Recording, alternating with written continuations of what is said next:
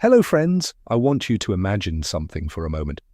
You have spent 40 years of your life going to work, rain, winter mornings, long shifts, jobs you loved, jobs you tolerated, years you gave entirely to your family when you couldn't work at all. Every pay slip, every year, a slice of your earnings went toward national insurance. That was your contribution, that was your side of the deal. And now you are approaching the age where the government is supposed to honor its side of that deal and pay you the state pension you have spent a lifetime building up. But here is what nobody warns you about.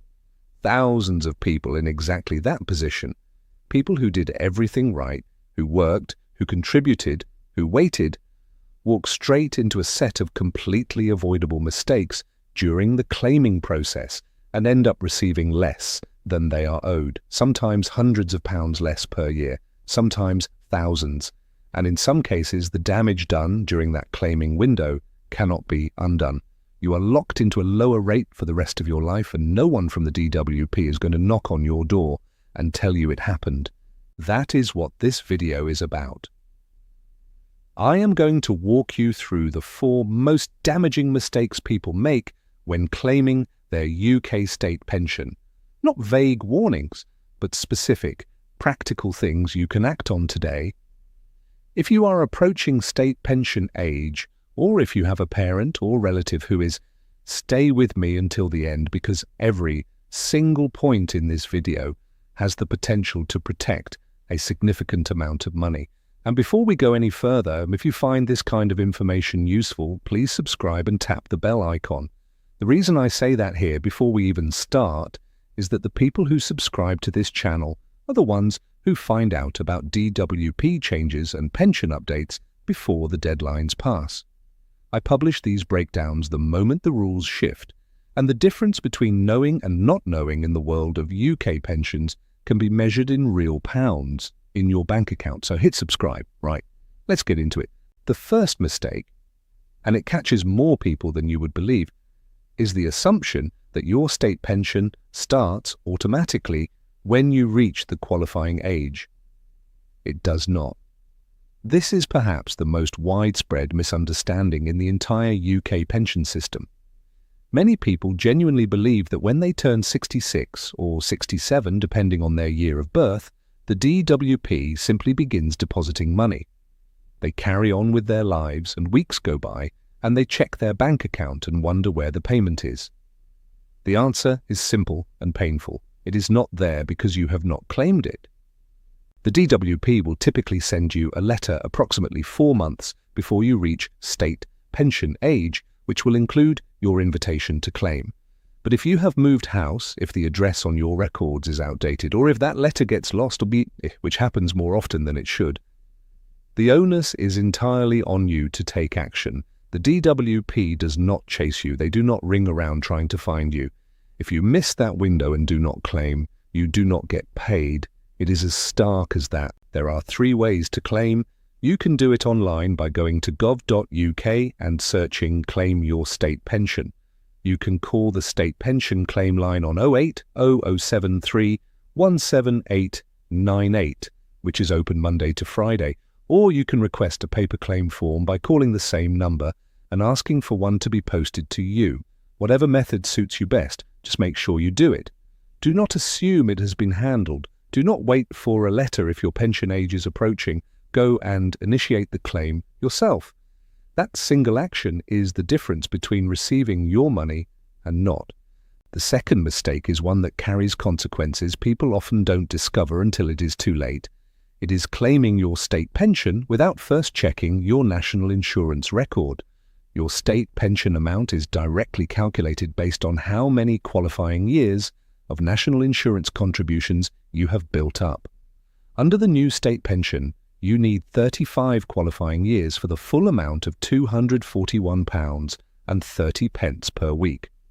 You need a minimum of 10 qualifying years to receive anything at all. If your record has gaps, from years working abroad, periods of self-employment where contributions weren't made correctly, time spent caring for family without claiming the relevant credits, or any other reason, your weekly pension will be reduced accordingly. Here is why the timing matters so much.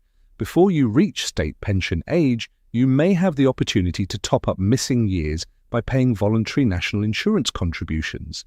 In some cases, you can fill gaps going back several years, and doing so can add meaningful amounts to your weekly pension for the rest of your life. But once you have claimed your state pension, the options for addressing those gaps can become significantly more limited or disappear altogether. The window matters. This is not something to look at after the fact. What you need to do right now, if you haven't already, is go to gov.uk and search Check Your State Pension Forecast. You will need a government gateway account to access it, but setting one up takes only a few minutes. Your forecast will show you how much you are on track to receive, how many qualifying years you currently have, and whether there are gaps in your record that could be addressed. If you haven't reached state pension age yet and want to speak to someone directly, call the Future Pension Centre on 08 00731 0181. Do not claim until you have looked at this. The few minutes it takes to check could translate into a higher weekly payment for the next 20 or 30 years. The third mistake is one that affects a specific group of people significantly: those who are divorced, widowed, or who were married under the old basic state pension system that applied before April 2016. Many people in this situation are entirely unaware that they may be entitled to a pension boost based on their spouse's or late spouse's national insurance record. If you are widowed, you may be able to inherit a portion of your late spouse's additional state pension or their protected payment. If you are divorced, the contributions made by your former partner during your marriage period may be relevant to your own entitlement under certain circumstances. These situations are not automatically calculated correctly by the DWP. They require you to flag them during your application, provide the relevant details, and in some cases actively pursue the adjustment with the pension service. If this applies to you, do not assume the DWP has worked it out on your behalf. When you make your claim, or if you are already claiming and believe this has not been accounted for, call the pension service on 08 007 310 469 and raise it directly. Ask them to review whether any inherited or derived entitlement applies to your record. Have your national insurance number, marriage certificate, and if relevant, your decree, absolute, or death certificate ready before you call. It sounds like a lot, but this conversation could result in a meaningful and permanent increase to your weekly income. The fourth mistake is one that sounds almost too simple to mention, but it causes real financial harm every single year. It is what I would call unintentional deferral, and it is different from the planned kind. Deferring your state pension is a legitimate strategy. If you choose not to claim immediately upon reaching state pension age, your pension increases by approximately 1% for every 9 weeks you delay. Over time, that adds up, and for some people who are still working and don't need the income right away, planned deferral makes genuine financial sense. But unintentional deferral is something else entirely. It is what happens when someone simply forgets to claim, assumes someone else has handled it, or gets confused about the process and puts it off. Every week that passes without a formal claim is a week of income you are not receiving, and crucially, unlike planned deferral, where you have actively communicated your decision to the DWP, unintentional deferral does not always trigger the enhanced rate you would receive for a deliberate delay. You may simply be losing money with no corresponding benefit on the other side. The fix is straightforward but must be deliberate. You need to make a conscious decision, claim now or defer formally. If you want to defer, contact the DWP and make that decision official. If you are ready to claim, start the process as soon as you reach your pension age. What you must not do is let the matter drift, because in that gap between deciding and acting, real money disappears. Let me bring everything together before we close, because I want these 4 points to stay with you. Do not assume your state pension starts automatically. You must claim it. Do it online at gov.uk. Call 08 007 317 898 or request a form by post. Do not wait for a letter that may never arrive. Before you claim, check your national insurance record at gov.uk and search Check Your State Pension Forecast. If there are gaps, explore whether you can fill them before your claim date. Call 080 073100181 if you want to talk it through with the Future Pension Centre. If you are widowed or divorced, do not assume the DWP has automatically applied any inherited or derived pension entitlement. Raise it directly when you claim or call 08 007 31 0469 to query it on an existing claim. And finally, make a deliberate decision about when to claim. Do not drift into unintentional deferral. If you want to delay, make it formal. If you are ready to claim, act now.